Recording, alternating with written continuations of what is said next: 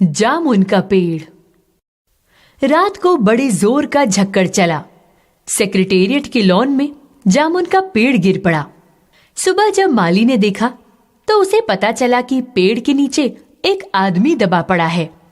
माली दौड़कर चपरासी के पास गया। चपरासी दौड़कर क्लर्क के पास गया। क्लर्क दौड़कर सुपरिटेंडेंट के पास गया तो सभी लॉन में आ गए। मिनटों में गिरे हुए पेड़ के नीचे दबे हुए आदमी के चारों ओर भीड़ इकट्ठी हो गई। बेचारा जामुन का पेड़ कितना फलदार था, एक क्लर्क बोला। और इसकी जामुनें कितनी रसीली होती थीं। दूसरा क्लर्क याद करते हुए बोला, मैं इसके फल झोली भरकर ले जाता था। मेरे बच्चे इसकी जामुन कितनी खुशी से खाते थे। तीसरा क्लर्क रुआंसा होकर बोला, मगर ये आदमी? माली ने दबे हुए आदमी की ओर इशारा किया। हाँ, ये आदमी। सुपरिटेंडेंट सोच में पड़ गया। पता नहीं जिंदा है कि मर गया। मर गया होगा। जिसकी पीठ पर इतना भारी पेड़ गिरे वह कैसे बच सकता है? नहीं, मैं जिंदा हूँ। दबा हुआ आदमी कराह कर बोला। जिंदा है? एक क्लर्क ने ताज्जुब से कहा।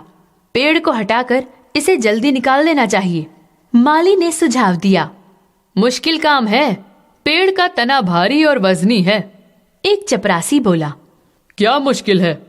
माली बोला, बस सुपरिटेंडेंट साहब हुक्म दे दे, हम सभी मिलकर इस आदमी को निकाल सकते हैं।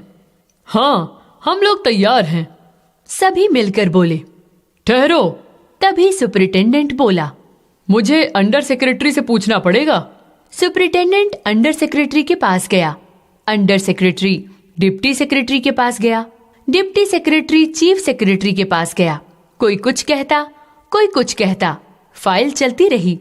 इसी में आधा दिन बीत गया। दोपहर के खाने पर दबे हुए आदमी के चारों ओर बहुत भीड़ हो गई थी। लोग तरह तरह की बातें कर रहे थे। तभी सुपरिटेंडेंट फाइल लिए भागा आया और बोला, हम लोग खुद इस पेड़ को नहीं हटा सकते हैं। हम लोग व्यापार विभाग के हैं और ये पेड़ कृषि विभाग के अधीन है। मैं इस फाइल को अर्जेंट मार्क करके कृषि विभाग में भेज रहा हूँ। वहां से उत्तर आते ही इस पेड़ को हटवा दिया जाएगा।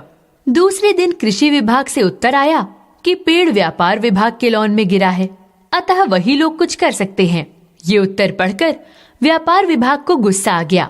उन्होंने फाइल कृषि विभाग के पास वापस भेज दी कि ये समस्या सुलझाना उन्हीं लोगों की जिम्मेदारी है, हम लोगों की नहीं। दूसरे दिन भी फाइल चलती रही। फिर शाम को जवाब आया कि ये मामला हम लोग हॉर्टिकल्चर डिपार्टमेंट के हवाले कर रहे हैं, क्योंकि जामुन का पेड़ एक फलदार पेड़ है, अतः ये मामला हॉर्टिकल्चर डिपार्टमेंट के अंतर्गत आता है। रात को माली ने दबे हुए आदमी को दाल भात खिलाया, जबकि उसके चारों तरफ पुलिस का पहरा था। लेकिन एक पुलिस कांस्टेबल को दया आ गई तो उसने दबे हुए आदमी को खाना खिलाने की इजाजत दे दी। माली ने आदमी से कहा, तुम्हारी फाइल चल रही है, उम्मीद है कल तक फैसला हो जाएगा। दबा हुआ आदमी कुछ न बोला। माली ने फिर कहा, तुम्हारा यहाँ कोई वारिस है तो उसका पता बता दो, मैं उन्हें खबर कर दूंगा। मैं लावारिस हूँ, आदमी बोला। तीसरे दिन हॉर्टिकल्चर डिपार्टमेंट से बड़ा व्यंग्यपूर्ण जवाब आया। हॉर्टिकल्चर डिपार्टमेंट ने लिखा था, आश्चर्य है, हम लोग पेड़ लगाओ स्कीम चला रहे हैं और हमारे देश के सरकारी अफसर पेड़ काटने का सुझाव दे रहे हैं, वो भी फलदार जामुन के पेड़ को। हमारा सरकारी विभाग वृक्ष काटने की इजाजत नहीं दे सकता। अब क्या किया जाए? एक मनचले ने कहा, अगर पेड़ नहीं काटा जा सकता तो इस आदमी को ही काट कर निकाल लिया जाए। ये सुनकर दबा हुआ आदमी बोला, मगर इस तरह तो मैं मर जाऊंगा। ये भी ठीक कहता है, एक क्लर्क बोला। लेकिन उस मनचले ने कहा, आप नहीं जानते आजकल प्लास्टिक सर्जरी कितनी उन्नति कर चुकी है। मैं तो समझता हूँ कि इस आदमी को बीच से काट कर निकाल लिया जाए तो इसे फिर से जोड़ा जा सकता है। इस बार फाइल को मेडिकल डिपार्टमेंट में भेज दिया गया। मेडिकल डिपार्टमेंट ने तुरंत एक्शन लिया। उसने योग्य प्लास्टिक सर्जन को छानबीन के लिए भेज दिया। सर्जन ने दबे हुए आदमी की अच्छी तरह जांच करके रिपोर्ट भेजी कि ऑपरेशन तो हो सकता है, ऑपरेशन सफल भी हो सकता है, लेकिन आदमी मर सकता है। इसलिए ये फैसला रद्द कर दिया गया। रात को माली ने दबे हुए आदमी के मुंह में खिचड़ी खिलाते हुए बताया कि अब मामला ऊपर तक चला गया है। उम्मीद है सब काम ठीक हो जाएगा। दबा हुआ आदमी एक आह भरकर बोला, ये तो माना कि तगाफुल न करोगे, लेकिन खाक हो जाएंगे हम तुमको खबर होने तक। माली चकित होकर बोला, क्या तुम शायर हो? हाँ, आदमी बोला। दूसरे दिन माली ने चपरासी को बताया। चपरासी ने क्लर्क को। थोड़ी देर में यह खबर चारों ओर फैल गई। शाम होते होते सेक्रेटेरिएट का लॉन भांति भांति के कवियों से भर गया और दबे हुए आदमी के चारों ओर कवि सम्मेलन सा वातावरण हो गया। ये सूचना सेक्रेटेरिएट तक पहुंची तो कमेटी ने फैसला किया, चूंकि दबा हुआ आदमी एक कवि है, इसलिए इस फाइल का संबंध कल्चरल डिपार्टमेंट से है। अब फाइल कल्चरल डिपार्टमेंट के पास पहुंचा दी गई। वहां अनेक विभागों से गुजरती हुई साहित्य अकादमी के सेक्रेटरी के पास पहुंची। वह तुरंत दबे हुए आदमी का इंटरव्यू लेने पहुंच गया। तुम कवि हो? उसने पूछा। जी हाँ।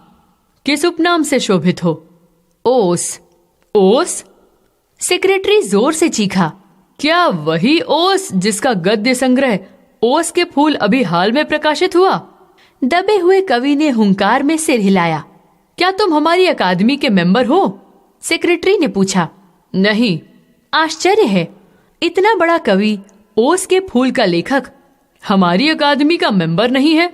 उफ, कैसी भूल हो गई हमसे। इतना बड़ा कवि और कैसी अंधेरी गुमनामी में दबा पड़ा है। गुमनामी में नहीं, एक पेड़ के नीचे दबा हूँ। कृपया मुझे यहाँ से निकालिए, अभी बंदोबस्त करता हूँ। सेक्रेटरी फौरन बोला। उसने अपने विभाग में रिपोर्ट की। दूसरे दिन सेक्रेटरी आया और उस आदमी से बोला, मुबारक हो, मिठाई खिलाओ। हमारी साहित्य अकादमी ने तुम्हें अपनी केंद्रीय शाखा का मेंबर चुन लिया है। ये लो चुनाव पत्र। मगर मुझे इस पेड़ के नीचे से तो निकालो। दबे हुए आदमी ने कराहते हुए कहा। ये हम नहीं कर सकते हैं। सेक्रेटरी ने कहा। जो हम कर सकते थे हमने कर दिया, और यदि तुम मर जाओ तो तुम्हारे घर वालों को वजीफा दे सकते हैं। मैं अभी जीवित हूँ, कवि बोला। मुझे जिंदा रखो। मुसीबत ये है, सेक्रेटरी बोला, हमारा विभाग सिर्फ कल्चर से संबंधित है। पेड़ काटने का मामला है, कलम दवात से नहीं, आरी कुल्हाड़ी से संबंधित है। उसके लिए हमने फॉरेस्ट डिपार्टमेंट को अर्जेंट लिखकर भेज दिया है। शाम को माली ने आकर दबे हुए आदमी को बताया।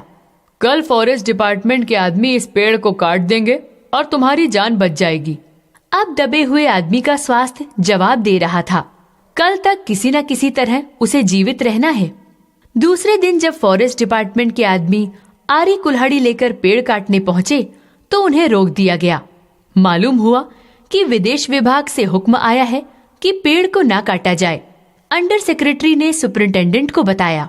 आज सवेरे प्रधानमंत्री दौरे से वापस आ गए हैं। आज 4 बजे विदेश विभाग इस पेड़ की फाइल उनके सामने पेश करेगा। जो वो फैसला देंगे वही सबको स्वीकार होगा। शाम के 5 बजे स्वयं सुपरिंटेंडेंट कवि की फाइल लेकर उसके पास पहुंचा और खुशी से चिल्लाया, सुनते हो, प्रधानमंत्री ने इस पेड़ को काटने का हुक्म दे दिया है। कल ये पेड़ काट दिया जाएगा और तुम इस संकट से छुटकारा हासिल कर लोगे। सुनते हो, आज तुम्हारी फाइल पूर्ण हो गई। मगर कवि का हाथ ठंडा था, आंखों की पुतलियां निर्जीव और चींटियों की लंबी पांत उसके मुंह में जा रही थी। उसके जीवन की फाइल पूर्ण हो चुकी थी।